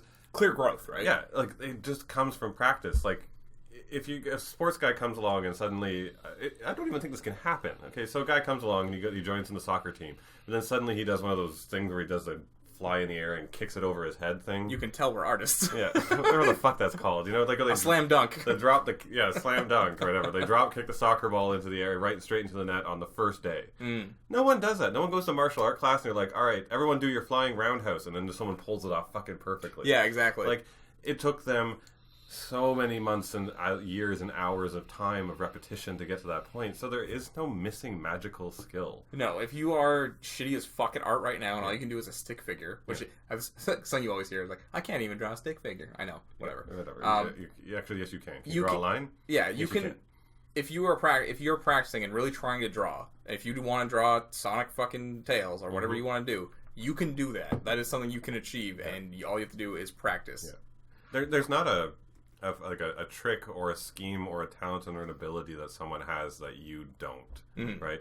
It's just maybe it might take you a little bit longer to grasp something, and or this is kind of a thing for artists is we're so fickle and so nervous of people thinking that we don't have the skills to pull off the job because we think we don't have them, that we create illusions that we do. So you watch like artist videos out there and they're like whipping shit up in like 30 seconds. They've done tons and tons of research. They've looked up a whole bunch of different work. They've drawn that same thing about 6,000 times. And then at the same time, they edit and cut it out where they don't make the mistakes. That's where the videos and the clips and pauses, and you're like, oh, that's where they were erasing for the last 25 minutes, going back over what they were doing. Like, we want to make it look like it was easy because it looks better when we do that. There's no special thing that they were doing that you don't know or can't do from just literally doing the work, and it's going to take. Well, you might not know it. I mean, like you might not know certain techniques or whatever else, right? But or the proper way to do life drawing or something, but. You can learn that. It's all easily accessible. It's all stuff you can achieve. Repetition, just like learning how to ride a bike or whatever the fuck it is you want to learn how to do. Like, you got to do it over and over again. Yeah, like I can't even imagine how many fucking trees we've killed in our lives drawing on just pieces of paper. I know we're all digital now, but we've probably decimated an entire forest. Yeah, no, for sure. And that's like another thing for like the mystic talent kind of thing, right? Like, a lot of artists, and this is something you guys can all go do, as a good example would be Ian McHugh's a good one actually for this. Extraordinary artist, one of the best out there in the world. Yeah, he's great. But go over his artwork. What does he draw? About 99% of the time? Little bubbly, floaty, not bubbly, but like rounded, bally kind of shaped ships that are made of hodgepodge steel. Yeah, like little robo guys. Yeah, like steampunky, like bolted together steel ships. I think that it pops up on his account about 4 times a day. There's a reason why he's good at drawing those. Yeah, because he just drew it 4 times a day for the last 25 years. Yeah, exactly. Like, there's no other secret to it. It's just like you, and right now you sit back and go, oh, I can redraw Dragon Ball characters really well. It's because you've just spent the last 2 years redrawing Dragon Ball characters over and over again. Like, you can draw Goku as good as you want. Yeah, like, just keep fucking doing it. Like, talent's a stupid myth. It exists, but it's still a myth. Because you can achieve anything you want, you fucking moron. Yeah, just stop thinking that they have something that you don't. Yeah. It drives me nuts. It drives me so nuts. I can't stand people who sit there and go, oh, I don't have that thing. Like, Jesus, I don't know what. Yeah, you can do it, and it's going to be a hard road. Maybe you're starting. It's also probably like a little demoralizing, and maybe it's easier just for in their mind to rationalize, like, oh, he started when he was 16. Like, oh, well, he started, whenever, and like I'm starting when I'm 25, and like I'm never going to be as good. It's like, no, you could be. There's plenty of stories where people have started way later in life and are like better than we are now. So I think it gets me from like our experience in concept art. So when we've gotten to that first round of assignments for the samurai assignment, for anyone out there who doesn't know, Cal and I went and took the same course at Algonquin College, the one I teach in right now. And there's an assignment we did in the first year, first semester, which was make a samurai character. And my first samurai character, I put it up there, and I was all like, "Oh, I'm going to be so much better than everyone else," because I'm so used to like everyone else being lower level than me. And my little fuzzy, stupid fucking samurai goes up, and everyone else's were just so good, so good. I don't remember a lot of everyone else's. I remember yours, but I don't remember my bad one. Yeah, but I probably don't remember my bad one. But I saw it, and I was like, "Oh fuck, I suck."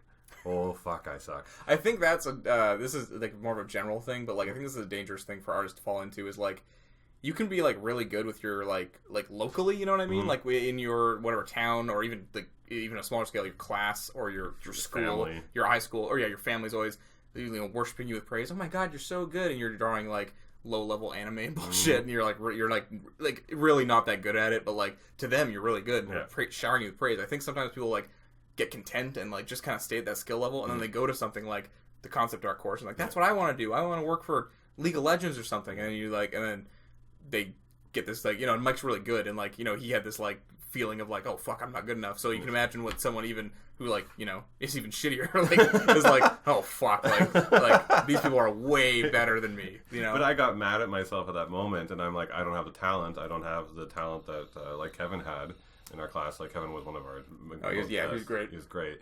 And I got really mad at myself about it, and I sat down and I was just like, I lost probably 22 hours of sleep like in a couple of days. And I just was like rendering and learning and had videos open. I was like pausing them every 20 seconds, backing them out 20 seconds, repeating that 20 seconds, and doing that for like hours straight. Came back in, just like giant bags under my eyes, exhausted, just like fucking fuck, this has got to be good enough. I put it up, and I got a round of applause. I was like, oh, validation, and it did. It made a huge improvement. But I realized that just by doing that and working that hard, I was suddenly like good. You were working at it, and you were, even if you consider that piece a failure, you learned something during it. Oh, but my final, I was skills. happy with. That was it was the first time in my life I was ever happy with a piece of artwork I ever did. Was that samurai, where I put something up and I felt it compared to Kevin's. Like it was on his level. I didn't feel like I beat him. I don't think any artist ever truly honestly gets a piece in and he's like, that's it, it's done, perfect, I beat everybody. You were Goku just turning Super Saiyan to match Frieza. Pretty much. Yeah. Yes. I'm gonna bring us all back around to Dragon Ball every time. Which brings us to our second point, I think, which is not everything has to be perfect. Yep. Much unless Mike's story just makes it sound like it does, but it doesn't have to be. No. Every piece does not have to be perfect. It's actually kind of funny. It ties into another kind of subject altogether with it, is like, with concept art and illustration, there's a difference between all of it. But everyone kind of thinks that those really highly rendered, highly perfect, highly done images are the goal, and they're not. Like, those are nice, but they only it depends what you want. They might be someone's goal. Yeah. But those big thing, too, to learn about that, too, about perfect images, is that as artists, when you have to work to make that art, anything that requires that much work is actually, we look at it and you go, oh, fuck, I don't want to draw that. Like, they don't look appealing to us because we know that it takes like 68 hours of rendering to make that work. It's like it's too much work and time to work on one piece when I could have made 12 in that time, like, you're a much faster artist. You're really good with the sketching and getting out like ideas and randomer like stuff really fast, especially when you're working on horror components. And I admire that skill, and I don't really have that as much. I can render and work on fine pieces almost easier than you do. Way easier. Yeah. And like, even then, I don't want to do the 68-hour fucking League of Legends splash art render shit. Like, no, thank you. Now, yeah, you're right. It's cool and it looks nice, but that could be someone's goal, right? Theoretically, it could be. And if you make that one piece and you do it once, sure. I mean, I'm even doing that kind of piece right now. I'm still rendering that stupid Rocket and Groot. It looks great, by the way. I'm still rendering it. You guys are gonna see it eventually. I hope to have it done soon. But I'm rendering the crap out of that. I have one piece that is just like kind of at that level, and I like doing those every once in a while. But it doesn't have to be absolutely perfect. No, that's the thing. Like, even I have so many failures of like fucking things I do. Like, I just put out a Rick and Morty piece, which I'm moderately satisfied with. It's not my favorite thing I've ever done, but I like 4 out of your like 6 characters on there a lot. Are there 6 characters on there? I don't know. There's like 1, 2. I love your Combropolis Jones. I love how you draw Rick. Combropolis Michael. Combropolis Michael. So, but like I wasn't satisfied with that like the entire way through. But like at some point I just kept like, I was like, okay, well now I'm not like entirely satisfied with line work, but like whatever, I'm gonna ink it, keep going. Inked it, and I'm like, all right, gonna push the colors. Hated the colors almost the entire way through until like near the end, and I was like, okay, it looks like passable now. Now it's out, But I put it out and I learned from it, and like now I'm making another piece, Finish and hand it out. Don't keep stockpiling half-finished images. Like, that's the whole finish. Not try to finish. Thing. Like, I have like 4 unused concepts that like I didn't use based on that piece. There's one with Rick on a motorcycle and he's chasing Jerry's head in a jar down like a Kira bridge type thing, but it wasn't coming out the way I wanted, so I like scrapped that piece and like kept going and all that stuff. So, like there's a bunch of unfinished ones, but like push yourself to finish and not just have to. Like, I could have given up after like. My inking where I was like, do I really love this? Like, and I could have been like, no, and then just push it away, and then I don't have. A great way of kind of like working on that too now, thanks to the internet age and especially the social media age, is if you don't want to publish this out as like some big portfolio piece, or you don't want to push your work out in some like massive like I'm going to sell this or something. Thanks to Instagram, especially Instagram, you can just kind of flood out art and start testing out the waters. Like, if you're working on a piece and you feel really shitty about it and you just can't motivate yourself to finish it, just stick it on Instagram, and suddenly like everyone's like, you're like, okay, I gotta finish this fucking piece. Yeah, people like this one, hate that one, whatever. Because like I did those elementals that I did, like the elemental characters, and I put up the frosts or the ice girl first, and it was like, and I'm like, okay, should do more of these. Put up the tree, the earth guy, even more so. I'm like, oh my god, this is going insane. Put up fire. It was like slightly smoldering. And then I put up the air one, and it was just dead. And I'm like, all right, these are done. This is like, there's no more. Like, with these. Yeah, I'm like, I think I kind of accomplished what I was supposed to with the first ones. Obviously, this isn't going to be a perpetual series for mine. But you know, like, that was Instagram's power, that I made these things and I could tell what was my hottest thing. The ones I did put up to actually sell, the ones that I actually use in my portfolios, the ones I even care about continuing, subject matter that was actually even interesting. You know, because like there is all that time where you're gonna go, I don't know if I should put this out, if anybody's gonna like it. Like, I thought when I put that Ice Queen out, I thought everyone was gonna hate that thing. No, that's like I think that's my favorite one of those four. It is now my favorite piece I've ever done. But when I first put it out, I'm like, oh fuck, I don't think anyone's gonna like this. I think this is just kind of like. I think every artist has a moment or two of that, yeah. You know. Yeah, but it wasn't finished. It still looked rough to me. I felt like I could have rendered it for a lot longer and made it a lot prettier. I made that background and was like, is it communicating depth and perspective correctly? I don't think so. I was seeing all these errors that aren't there because I've been staring at it for too long. And then I just put it out there and everyone's like, Jesus Christ. And I'm like, yay. Yeah. Apparently it was great. And no, it's a fantastic piece. Yeah. I feel like we're getting off topic. No, okay. But we'll go on to the next myth. Right. Some people come up to us all the time and they're going to go, even as an artist or not, they go, oh, I don't have any ideas. How are you creative? Oh, that's a interesting one. Yeah. So for me, I actually kind of think creativity is a myth, because everything we make is just us looking at what everyone else has done, merging it together into a horrible monster and making it into something else. Yeah, it's like everything is influenced by everything else, you know? Yeah. It's like by everything you've seen. Truly original. I always have a component that's original, you know? Yeah, and it's not to say that like everything's a fucking rip-off. Like, it's not like I'm drawing like Rick and 40 and like I'm like, these are my OC characters. These are my original content. It's just like Rick with red hair. He's Super Saiyan. Rick with 40s. Yeah. I'm double fisting Rick. Yeah. No, that's a good one actually. Yeah, you're right. Yeah. That I do get. I used to get that question a lot more. It's like, how do you come up with your stuff? And you're just kind of like, well, I'm not actually all that original if you really look at it. Yeah, but I guess, you know, to the, like, I guess untrained eye, it's like, yeah, you know. It is like we have a creativity. But that's the point of the myth, right? Like, you're sitting back and going, I don't have ideas. I teach in 2 different courses. I teach in Concept Art Foundations and Game Development. In Concept Art Foundations, I'm dealing with concept artists who sit around and think about ideas all the time. So I don't struggle with them as much because they know that they need to exercise and work on their ideas. They spend all their time looking at artwork, so they know that they're coming up with all the creative things because all they do is surround themselves with creativity. Yeah. Game development is a more coding and logic-based thinking course where I teach an art course in it, and those guys sit around going like, I have no creative ideas. And I sit them down to do like one assignment, and I'm like, all right, make me a knight from your, like, so that's based on your favorite game. And they're just fucking churning shit out. And I'm like, you guys have it. Yeah. You know, like, you do have it. You just think that you're not being the most original. Like, somehow every idea an artist comes up with, you just sit down and you're pulling an Ignis. And you're like, I've come up with a new character that's never been seen before. Yeah, exactly. Like, ever. Right? And I'm like, no. I pulled up, like, Venom, I pulled up Carnage, and then I looked up, like, the squid monster from The Thing, and I just merged those together and came up with something interesting. Yeah. And inside of there, I made a mistake with a squiggle, and it turned out to be the coolest feature. Sometimes I don't even... Sometimes that's honestly kind of more what I do. Sometimes I'm just kind of like... I don't even call it exploratory drawing. Yeah, like, I don't that's know. what it is. Sure. When I'm doing that, I just kind of like do the shape thing where I'm like, what is this? What is this? Oh, that's shitty. What's this? Oh, that's a star. I can't make that into anything. What's this? And then I start like just forming something, and I'm like, what if teeth were there? And like, you know, that's basically, if you see my art, that's what it is. That's Cal's art in a complete descriptive line. What if teeth were there? Yeah. What if there was teeth on this shape in that area? It's like a creative process. Oh my god, that's perfect. What if it had some holes in it? We've mentioned this story on the podcast, but I still love your story of like you keeping old PSDs of old ideas, and you just pulled on one up that was like a square, a circle, and a star, and you're like, what the fuck was I thinking? Yeah, I'm like leaving like fucking hieroglyphics for myself to like decode later.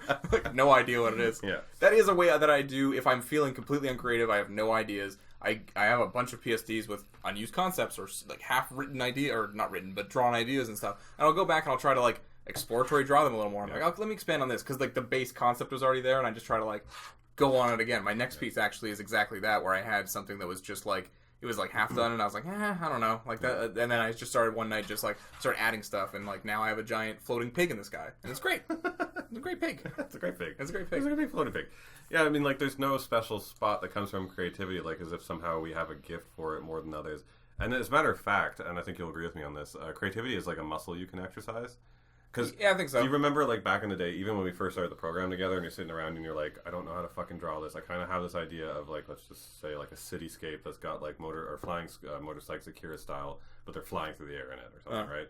But you're like, I don't know where I'm pulling this from or what it looks like, and you're struggling to kind of come up with it, right? But the more we looked at other people's concept art, the more we learned how to do research and look up other people's work, figure out what kind of styles there were out there. Always use reference. Yeah. That's a thing that I didn't do for such a long time because I thought I was cheating. And now I look back on it, I'm like, what a that's a fucking dumb thing to think. Yeah. Like, and now every time someone has reference, like they do it, like even Scotty Young has this like whole paperwork out everywhere, and then suddenly on the side there's just a screen open that's got his reference open on it, and I'm like, ha ha ha ha. Because I feel validated that like Scotty Young's not just sitting down just going, I make everything awesome. Like he's got images up around him to inspire him. Totally. Like it's like one of those things, like I'm gonna make a lizard man, and then you just like start going and you're like, well, I don't know what lizard skin looks like. Oh, can I pull up a picture of a Komodo dragon on Google? No, it's cheating. No, it's not. Of course, no one expects you to memorize the skin of a Komodo dragon. You need reference. Yes.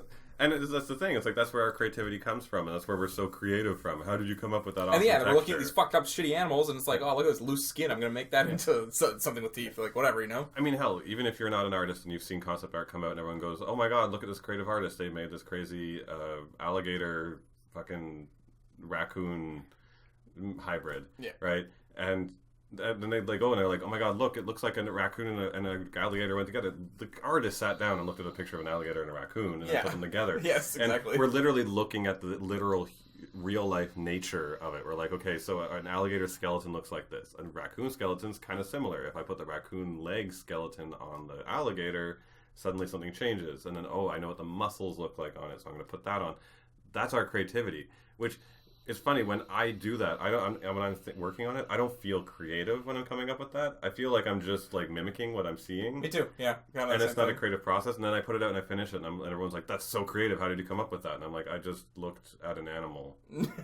Like it's not actually creativity. I just literally looked at things. But the creativity was you thinking about an alligator attached to a raccoon. I would never have that idea. And that's another bullshit. That's actually one of the other things. Is like, where does that idea come from? It wasn't an idea. I had Google open, and then by chance, because of the Google hell of just constantly clicking on images, for some reason, one of my clicks pulled a raccoon open next to an alligator. Exactly, and you're like, what if alligators had thumbs? That'd be scary. That's basically how that went. Or even like with you, I mean, I think this applies more with your artwork, is like when you start to dimorphosize stuff into more horrific things, like you pull that from horror movies. I mean, it depends. Or like horror things that inspire you, right? I mean, yeah, I just have so much because like knowledge in my brain of horror movies from the 80s till now that I think I just pull. It's like subconsciously like this thing is like the thing or something. I usually don't pull up like when I did the Monster Mayhem thing. I wasn't pulling up a lot of like reference for those. That was I mean like that's called a visual library. For anyone out there who doesn't know, is building your visual library. That's key to creativity. Is like you look and create enough reference for something. Like Cal loves horror. He watches a lot of horror, so his visual library is easier to pull up in his head without finding reference because he's looked at it more often. Right? And like for me, a big thing is human anatomy and comic books. I've done enough comic book studies and human anatomy studies that I can whip out poses like nothing. It's super easy for me. But I don't need a huge amount of pose reference to draw that shit. But like for you and like what you mean with that, I think is like if you're gonna when I look at your work and I'm like, holy shit, how did you even think about making like their legs bend in that way and suddenly have spikes at the end, right?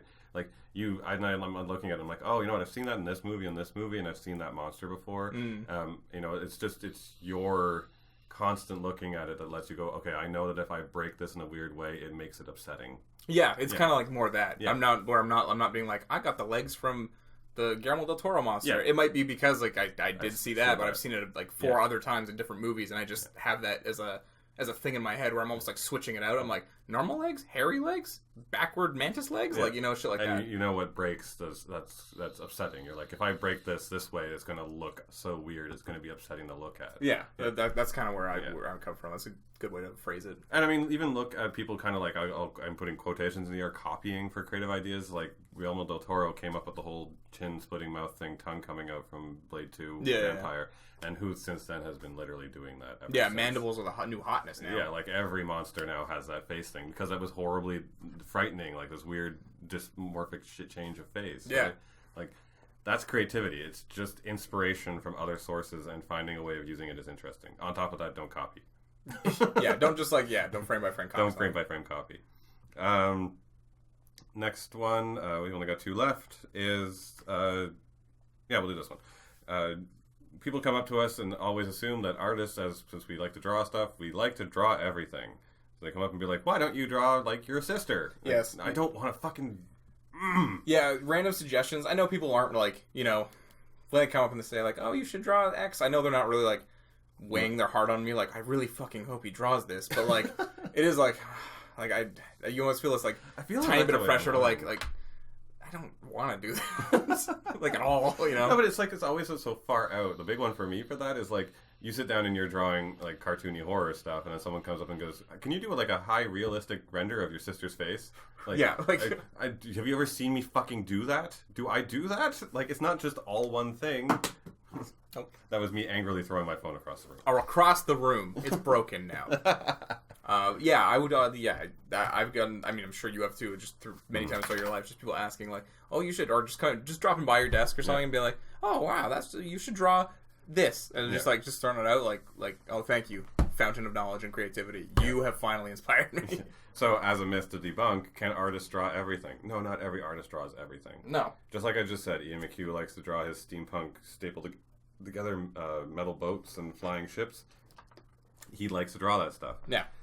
As a professional, when you work on the job, if someone comes along and tells you to draw an aardvark and you've never drawn an aardvark, then draw a fucking aardvark. Yeah. But, as an artist on your own, when you're working on stuff, you have things that you like to draw, and that's okay. Just draw those things for now. I mean, have a diverse portfolio of things that you like to draw. Don't just literally... Or just draw horror. No, but you draw a diverse amount of things in your horror. That's the point, right? And you've bled it over to other stuff. What I've seen with you do with your comic book stuff, when you've drawn Groot and other things like that, to like even your Rick and Morty stuff, you've applied your style into it. You've drawn Venom and Carnage. It's by and large like spooky things, though. Oh yeah, but that's fine. But you make everything spooky. That's okay. Fucking Ian McHugh makes everything steampunk. That's true. Raphael Lacoste is an environment guy, but he draws like medieval environments almost every single time when he paints, right? And like that's it, and it's fine. Like that's what he does. He knows how to do that really well. Sometimes my family would be like, "You should do a landscape." I'm like, "Nope." This beautiful painted, like, nope. The sleeping giant, nope. Or you should do something like that. It's funny because it's an oxymoron. Every artist should learn how to try and do everything, but you just don't have to master everything. You do have to kind of find your focus and your spot where you work, right? That being said, character designers are harder to be employed as. Try something else. Try to be a prop designer. Yeah, that's actually in demand. That's actually in demand. Environment designers and prop designers, huge demand for that. Like, everyone wants to be a character designer. So go and model some fucking Coke cans. It doesn't have to be prop design. You could like do concept painting sketches of like environments and weapons, vehicles, even weapons or props, right? Yeah, that's cool. That's a fun. huge total thing. Yeah. Yeah, but like when people coming along and telling you like what it is that you have to do, God, it drives me nuts. Yeah. Especially like when it's so contrasting to what it is that you currently do. Like I don't want to have to do that. You should do me a tattoo. Nope. Oh God. Whatever you do out there, folks, don't make people tattoos because I mean, unless you're stupid enough to actually do it, you are stapling something permanent on someone's body. You have a tattoo on someone though. Yep. A couple people. Yeah, but you did one on Instagram that was like your zombie heart. Yep. Yeah. You were okay with that one? I'm okay with that one. Okay. You're just looking like... No, there's another one I feel really bad about. That's just like not very good.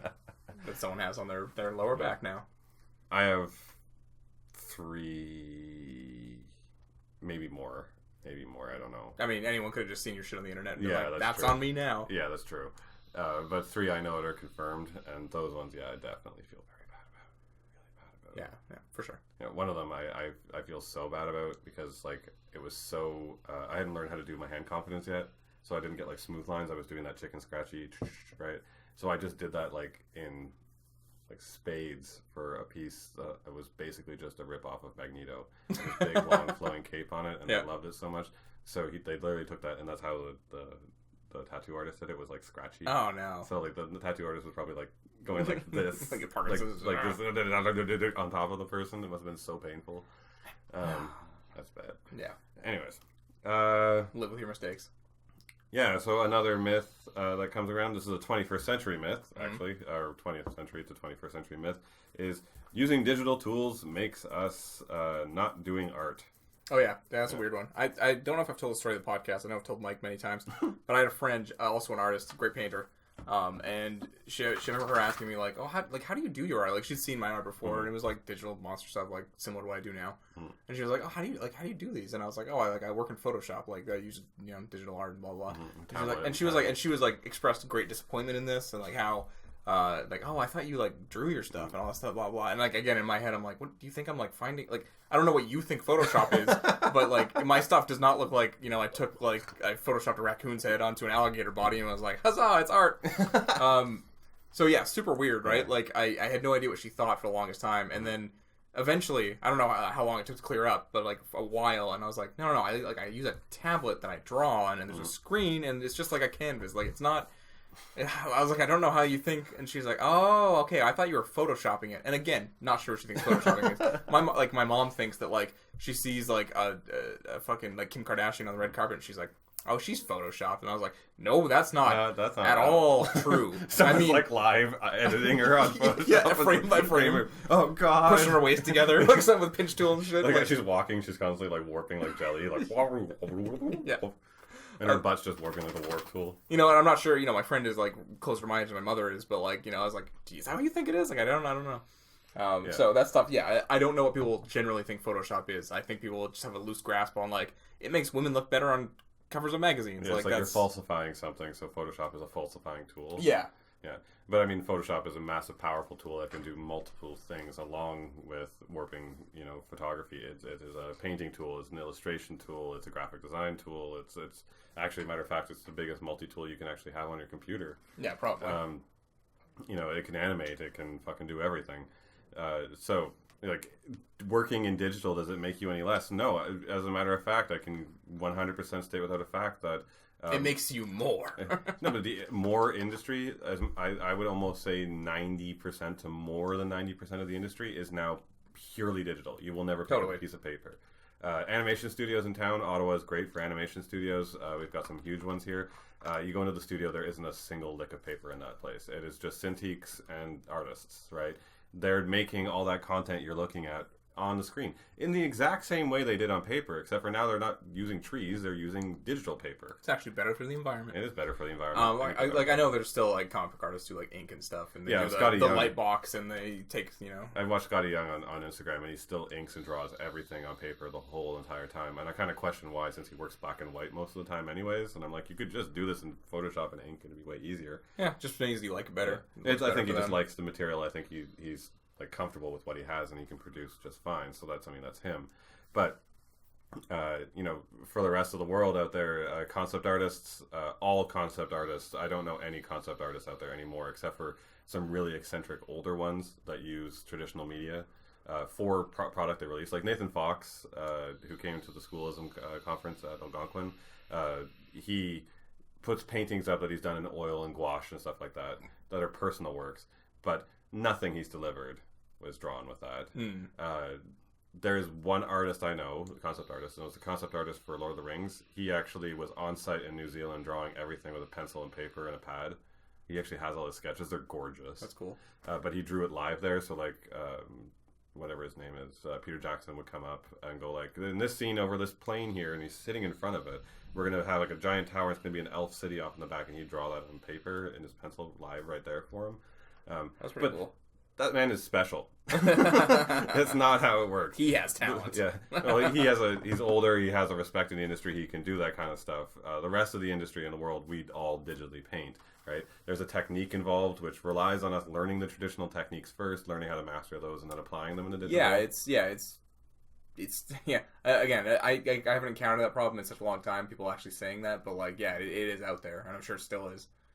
Well, I mean, think about on your Instagram, dude. How many times have you ever had someone go, "What program did you use?" Yeah, and that's always surprising to me. Like, because again, I'm just like, I've been using Photoshop for fucking 10 years. Yeah, like, what did you use to do this? How did you make this? Right? Yeah. And you're just like, it's just fucking. Have you opened Photoshop and used the brush tool? It's literally the second one down. Like sometimes, and like I'll go check their profiles, and I'm like, I see digital art there, and I'm like, MS Paint? Like, I don't know what are you using? Yeah. I want to ask you the same question. What is this mystery that you think is this gap in between? Yeah, exactly. Like, what do you think? There are free versions of Photoshop out there, like GIMP and No, Manga Studio's not free, but Manga Studio's Manga another one used to too. be free. Maybe there's a free version out of it, but they're like free-ish versions of Photoshop, anyways, that you can use and basically get the same effect. They're great artists to do stuff in GIMP that looks great. So you don't need necessarily Photoshop to be good either. But which is the last part of the last question is when we make digital art, is it any more or less valid? Whatever tool or process you use to get there. No, absolutely not. No. So that's another myth. Everyone thinks that because you photo bash, let's say. And if anyone doesn't know what photo bashing is, in Photoshop what you do is you can take a bunch of photographs of different things. Some people use photo bashing in different ways. If you take textures. Take Feng Zhu's work. He takes photographs of landscapes, but it's usually just for shape and color. So he'll stick a whole bunch of these photos in of different color range. He's like, I know I'm going to be working in greens and yellows and reds, right? As a complementary kind of set of colors. I'm going to take this tree that's in this like vibrant green rainforest and this like hill that's in this like yellow sunset space and start merging them together. He'll put them through all these filters in Photoshop that blur them and warp them, and he'll start overlaying them and using different effects to make into this mesh of almost nothingness that picks up a little bit of the texture of whatever it is underneath that he wants. So like a little bit of a tree texture over here by mistake. It's just randomness of whatever, and then he paints on top of that. Yeah. Feng Zhu has been working in the industry for 20 to 30 years. He teaches the best school on the planet for concept art. You can't doubt his skills, and you've seen his work and think it's godlike. He photo bashes every piece. Yeah. Right? It's not I mean, you can be bad photo basher, I'll give you that. Sure. Like, I've seen people who are just like, it looks like photographs stuck on top, and then they're just like, I used the soft brush to smooth it out. And you're like, okay, that's not art. That's not the same thing. No, that's photo editing. But like, that's not a tool that makes you any less of an artist. And if you're not photo bashing and you're a traditional pure painter and you're not using photo bashing, you're not better than the guy who is photo bashing. Nope. Popular technique that's current right now is using 3D models to set up your layout. I think that's ingenious, so I don't have to draw the fucking perspective grid. Well, that's great. Yeah. Like, down with that one. Yep. I think people overuse it sometimes where it's pretty obvious. I don't like it, and I don't know if you've ever seen this, is they'll do the 3D models, and then they'll use photo textures on top of that, and just use a transform tool to get it in perspective. So like you'll make a block that's a building, and then you'll take windows that are all lined up on it, and then, like transform it so it matches up to the window at the side of it, and they're just kind of done, and they'll just do like 1, 2, 3 to add a couple extra painter strokes just to mess it up a bit. To make it look like it's actually painted. Yeah, a little bit of a filter on it, but it still looks like a transformed photograph on the side of it. Like, you can tell when they do that. Yeah, absolutely. There's actually this piece up currently on ArtStation that's a Howl's Moving Castle fan art piece of when Howl helps the girl Ayer walk across. They're painted perfectly, but the rest of the buildings look very much like that. And everyone's like liking it, and I'm just like, I just could have painted the background. Just give it some more paint. But even nevertheless, that work was a great piece. That person put a fuck ton of work into it, and like, that doesn't make them any less valid. Whatever tool you're using. No, if you think they're cheating, you try to do it. Yeah, that's the thing. And that's my last point as we close off this entire segment is, like, when I sat down on my own, when I wanted to become a concept artist, I had been through a game development diploma. I had been through all this education. I had worked in animation. And then I'm like, I'm going to be a concept artist. And I saw first video ever of someone doing digital painting. And I'm like, oh, I know Photoshop. I've been in Photoshop for 6 years. I'm going to go digitally paint. I couldn't do fuck all. It was like I went back to like kindergarten. I was holding my pencil like from the back with a fist. And I'm just going, bad painter. I remember kids who held that like grasp on a pencil well into like grades 7 and 8. Yeah, same here. Look, they're scrawling like where are they cave now? Wall or something. Where do they work now? It's a great question. I wonder. Yeah, but like when I did that, I had to learn. I had to get my grasp around it. It took years of practice and time and adaptation and spending time learning from other people. And I had to learn old techniques and new techniques, and finally, eventually, learn how to do it. And my artwork that I drew on paper looked significantly better than what I did in Photoshop. And eventually, I could match the two. But don't think that it's just a simple task. It's all a lot of hard work. It's all talent. Give up. If you enjoyed, give up. Fuck that. If you enjoyed what you heard, you can go like, rate, and subscribe us on any of the platforms we're on: SoundCloud, YouTube, iTunes. We'd appreciate a rating there. Get us back up in the charts. If you want to follow me on Twitter, I'm at the CalG. Mike is at Mike Kent Draws, and Pens and Pixels across all social medias. Pick your poison. Yep. So you can be sure to also follow us for the podcast itself on Twitter at the PNP_Popcast. We put up a lot of great news there, as well as podcast is on Facebook as the Pens and Pixels Podcast. Links are in the show notes. Links are in the show notes. There's also YouTube where we put up video content there, and as well the podcast on YouTube if you want to listen. On Facebook and Twitter, we release really great content. That's news and stuff that we report on that sometimes doesn't hit the newsy news. So be sure to follow us there and check out that stuff.